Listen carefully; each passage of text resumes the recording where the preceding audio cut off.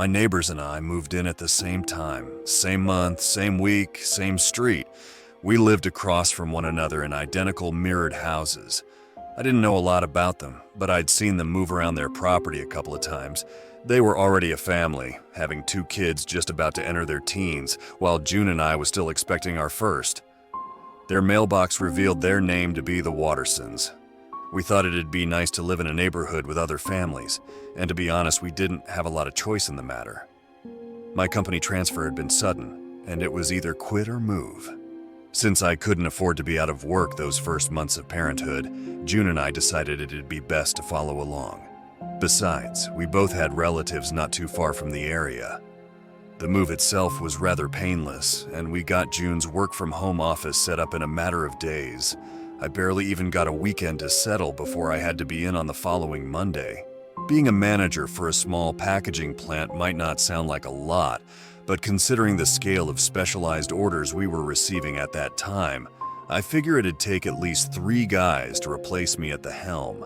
All in all, we were busy, all of us. But at the end of that first month, the Wattersons did something strange. They started shooting fireworks. At first, it was a fun surprise.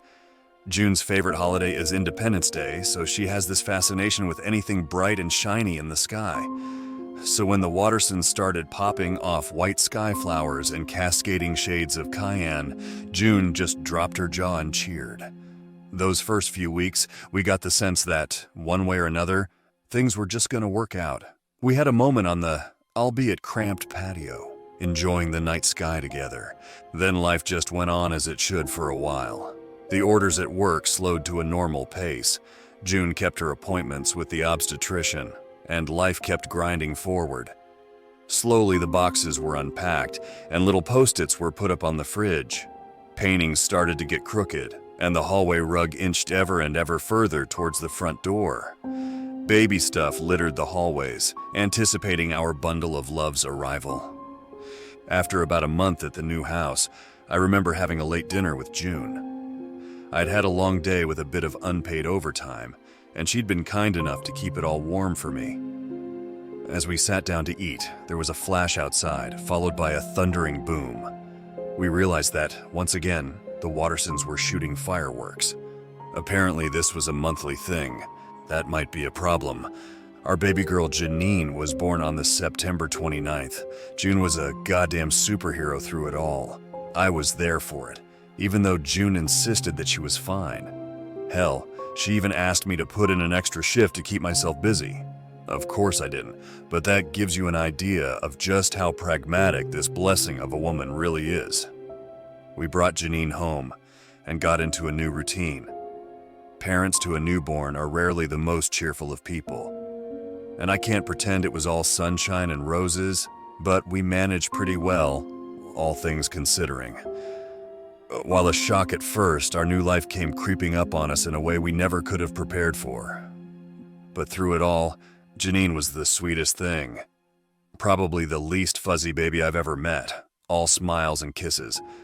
The only thing she didn't like was loud noises, which we realized one morning when a sleep-deprived June dropped a box of cutlery across the kitchen floor. Took us a solid half hour just to calm the girl down. Then there were the Wattersons. The fucking Wattersons. It's like they were just waiting for us to need peace and quiet before they showed their true colors. It started an ordinary Saturday about 1 a.m. I woke from the flash before I even heard the bang. This massive rocket popping off right above our house, bathing the entire street in an eerie blue light. It was loud enough to rattle the windows, sending Janine into a panicked cry. I sat with her most of that night, telling her everything was going to be okay, while June desperately tried to catch a few hours of half sleep. Janine was terrified, and she was vocal about letting me know so. I remember sitting by the kitchen window bottle feeding her, staring daggers at the Waterfords across the street. I could see the father of the family out on the lawn, looking up as if considering if he ought to fire another. Thankfully, he didn't. Not that night, at least. Fireworks kept going off in the middle of the night about once every 3 days after that. I tried going over to talk to them, but none of them seemed to be around during the day. Not even the kids. I remember waiting by the door for their car to pull up the driveway, ready to confront them, but I seemed to have chronically bad timing. Then one night they blasted off again. This time June was handling Janine, and I went straight for the door. I was out in the t-shirt and my tidy whities, slipping on a pair of sneakers halfway out the door. That was the first time I got a good look at Irvin Watterson, the head of the family. The man was in his mid-50s, was about 6'5", and had a shiny bald head. His eyes were sunken and tired, and he had this kind of slouching face, like an old dog. He had a sort of pallor to his skin, like an old ham. I didn't care, though. "What the fuck are you doing?" I yelled. "What the fuck is wrong with you?" He just looked at me like he didn't understand what the hell kind of language I was speaking. When I pointed at him, he visibly recoiled. "Don't you fucking walk away," I demanded. "Not one more fucking time or I'm calling the police." He gave me this look, like a frightened animal, and as I stepped closer, he burst into a sprint, heading straight for the door. Before I even got halfway across the street, I could hear bolts and chains dragged across the inside of his front door. I got up to it and pounded on it. I screamed at him, demanding an answer, and yet nothing. Not a word, not a sound. I'd cooled off in the morning, but June hadn't. She called not only the police, but the HOA. I urged her on, but we soon realized it was an exercise in futility. Not only was there no rule about fireworks in the local bylaws, but it was a point of pride just how open the neighborhood rule set was. If anything, we suspected that this might have been the reason the Wattersons moved there in the first place. Hell, even the police gave us the cold shoulder, saying it wouldn't be worth their time to come knocking when there was nothing to enforce. It started to make sense how we got that place so cheap. It wasn't really meant for families, it seemed. We'd just been tricked by seeing what we thought were another normal family across the street. We tried to confront the Wattersons a couple more times. June tried once, only to see their young boys scurry back inside the house. I tried to knock on the door again, but didn't get any kind of response. It's like they were scared of us, but not like a normal kind of scared. An almost animal-like kind of scared. How these people could drive a car was a mystery. But the fireworks continued. A few days might pass, but they always came back.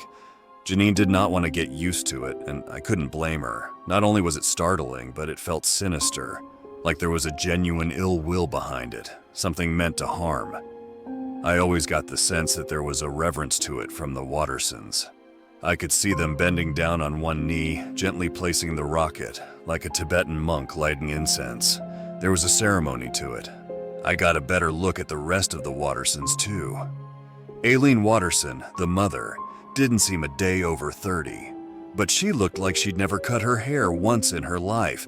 It was almost dragged across the ground, tapping against her heels as she walked. She had the same kind of sickly pallor as her husband, and the same sunken eyes. I never saw her blink, not even once. Their kids could have been twins, if not for one being slightly taller than the other. Same physique, same sickly pallor, and the same drooping faces as their father. The closest description I can manage is that they were, in a sense, ghoulish. About a week passed, and the fireworks just seemed to grow more intense. I remember getting Janine her bottle in the kitchen when I noticed June sneaking by the window, looking at something across the street. I checked it out, spotting Aileen out and about in their front garden. June just shook her head, whispering, "Who the hell starts planning things mid-October?" "The Wattersons, it seems," I sighed. "Probably getting their kid a new set of drums, too." "You shut that cursed mouth, they might hear you." But of course they didn't. If anything, Aileen wouldn't have noticed the entire world collapsing around her. If anything, she seemed to be perfectly at peace with her hands deep in the soil, picking out rocks and roots and planting something deep below. Then it stopped. Several days passed and there were no fireworks. We thought it was finally over, but apparently they'd just gotten started. I remember the turning point. I was up with Janine when I saw the whole Watterson clan sneak out of the front door. They all stopped to look at their little garden, and one by one they started to do this weird howling noise. Sort of a screech, like the mix of a wounded pig and a panting dog. All of them, in unison, cackling. Janine didn't even cry. She just looked out the window just as confused as I was. I saw Irvin pulling up handfuls of grass from his front yard, throwing it in the air in celebration. The boys were dancing around the car hand in hand. Aileen was just on her knees, openly weeping. I thought about filming it, but Janine had fallen back asleep and I didn't want to risk waking her. It was such a bizarre sight, and I couldn't even see what the fuzz was about. The next morning, as they scurried back inside, June and I went out to see what they were cheering about. Looking at their front garden, there was no obvious response. All I saw were some kind of sprouting seeds. They had these large oval-shaped leaves with just a hint of blue to them. June stepped right up on their yard and took a closer look. I didn't have the time to protest, as I was carrying Janine, who decided that my beard was her new favorite plaything. "Looks like sunflowers," said June. "My mom grew these once." "Sunflower? Yeah," June nodded. "Pretty sure." There was nothing more to it. A bunch of pale sunflowers, and that was all it took to send this family into a frenzy. It started to dawn on us that there was something deeply wrong here, maybe even dangerous. June gave the authorities another shot the next day. She tried calling CPS, but she couldn't make a good enough argument for someone to check in on the boys. They were already registered as homeschooled, and there was nothing inherently wrong with cheering in the front yard or shooting fireworks. June almost cried of frustration, having been bounced between one number to the next for over 40 minutes, only to be told there was nothing to do. At that point, we had no idea what to do. We were genuinely worried about the Wattersons, and it seemed like no one shared that feeling. I talked to a few people at work about it, but none of them had anything to say. And why would they? They'd never even seen the Wattersons, let alone lived across the street from them. But the most telling cue was Janine. She had gone from quiet and cuddly to fearful and anxious, seemingly overnight. It got to the point where we had to go to the doctor to make sure it wasn't something physically wrong, but of course there wasn't. It was only a matter of regular rest and food, it seemed, which wasn't as simple as it sounded, thanks to the Wattersons. For the next few nights, we were anxious. The Wattersons had been eerily quiet, and that couldn't be a good thing. It was now sort of understood that whoever was up with Janine had a responsibility to check the front yard every now and then to see if there was something we could pin on the Wattersons to have them investigated. It was petty, sure, but these people had been a menace. We couldn't have Janine suffer because those bastards refused to act like people. It all came down to this. One night in early November, I was sitting up with Janine, watching their front yard from the kitchen window, when I spotted Irvin and the oldest kid stockpiling something in the yard. It looked like dark little boxes, but I couldn't tell what they contained. They filled a big space in the yard with them, approximately 8 by 8 feet, spacing the boxes out evenly. They were at it for a long time until Irvin stepped up to the living room window. He slapped his hand across the surface, slowly rubbing it back and forth. Seconds later, his wife and youngest son joined him outside. It was so uncanny, like even their knocks were strange.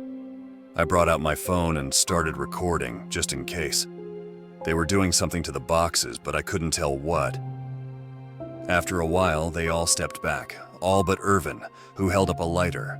Only then did I realize they were setting up the biggest batch of fireworks I'd seen. By the time I got to June, they'd already lit the fuse.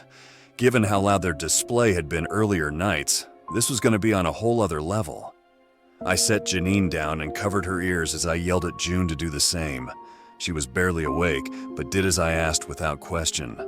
I tried to hunch my shoulders over my ears, but I couldn't quite make it. Janine was already crying, sensing the tension in the air.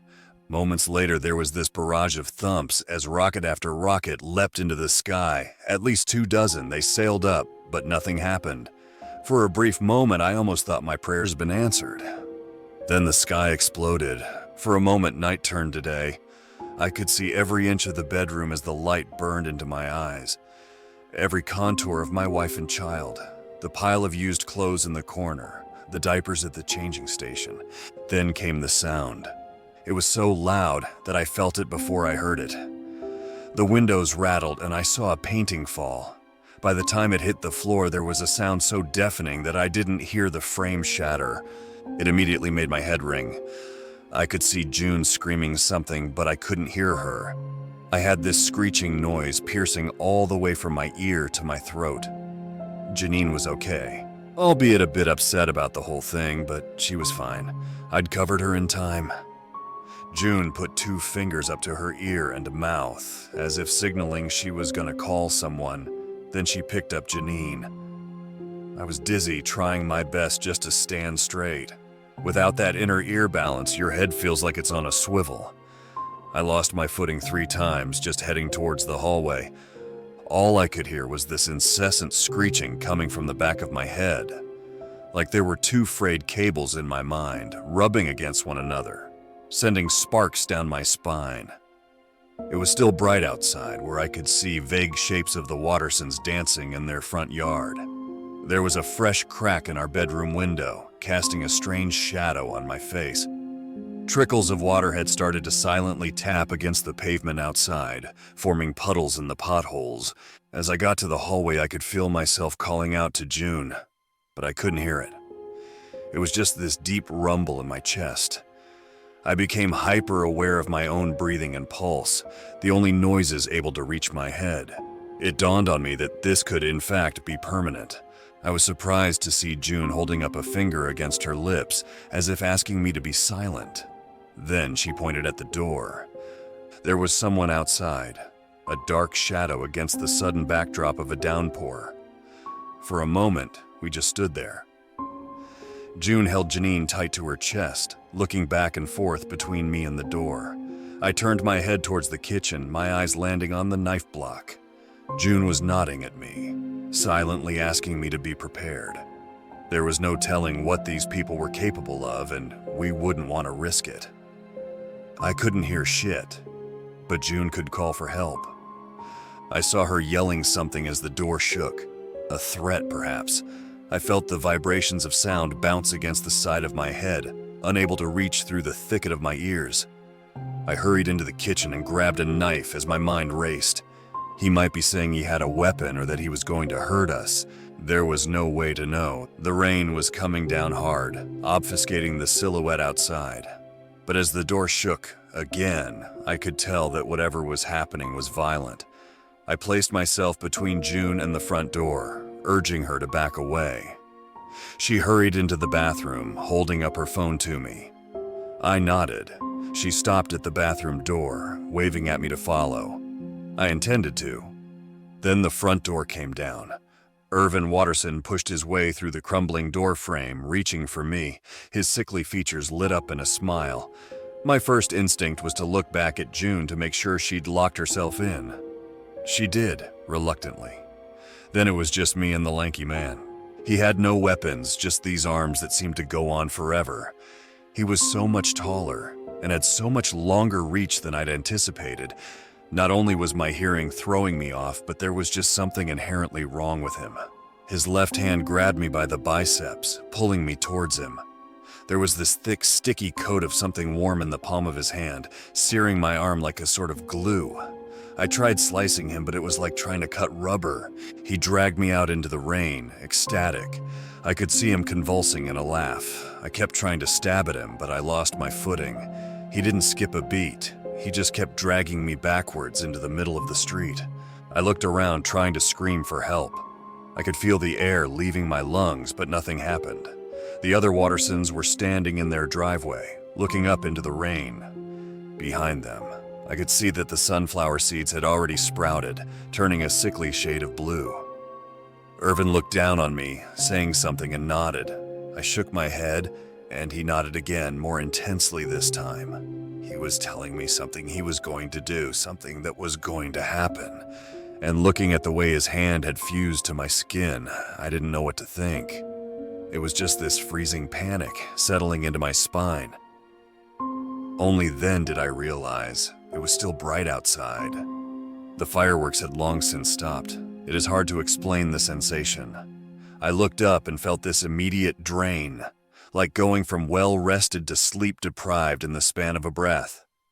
There was this swirling light, something intensely red, something that had seen the Watersons and answered their call, something that wanted to get a better look at us, like an eye in the sky. It was so fast. The rain turned from a downpour into an opposite uppour, sucking whatever had been dropped back up. I could see the other Watersons rise from the ground. Just a few feet at first, then all the way up the side of the house, and into the bright contrast of the mysterious light above. It was this painless, effortless glide, like a feather across a river into the sky. First, I thought Irving was growing taller until I realized what was happening. He was going away too, and he was bringing me with him. In a heartbeat, I was 3 feet into the air, hanging by his hand. He wasn't letting go. No amount of cutting or stabbing would make him stop. Soon, my feet dangled in the air, my toes no longer reaching the ground as I looked up at the ecstatic grin of Erwin Watterson. Unblinking, relentless, overjoyed. There was only one option left as I shoved the kitchen knife into my own skin, cutting myself loose. I collapsed onto the ground, spraining my ankle in the process. The rain, still getting sucked back up, trickled over my body, bringing along swaths of blood that danced its way up my face. Looking up, caught one final glimpse of Irvin Watterson, his hand outstretched, his face devastated by what can only be described as guilt. He waved his fingers at me, urging me to reach for him. It's like he didn't understand why I was fighting him, like he was doing me a favor, saving me.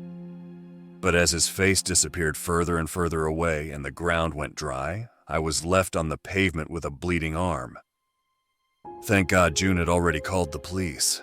That night left me with a nasty case of tinnitus and a hand-shaped scar on my bicep, but considering what could have happened, I consider myself lucky. Janine has just started middle school, and no one has seen the Wattersons since that night. Their house was bought up by some kind of industrial machining company to use the land. We were bought out to and moved after just a year of living there. None of us really minded. We'd gotten so paranoid that getting away was a blessing, even though we lost a fair amount of money on the deal. Sometimes late at night, especially when it rains, I look up at the clouds. I can almost feel that grin looking back at me, that there is something malevolent looking down, waiting for something bright enough to guide its path. And sometimes in the distance I see it, a red eye in the clouds, dreaming across the night sky.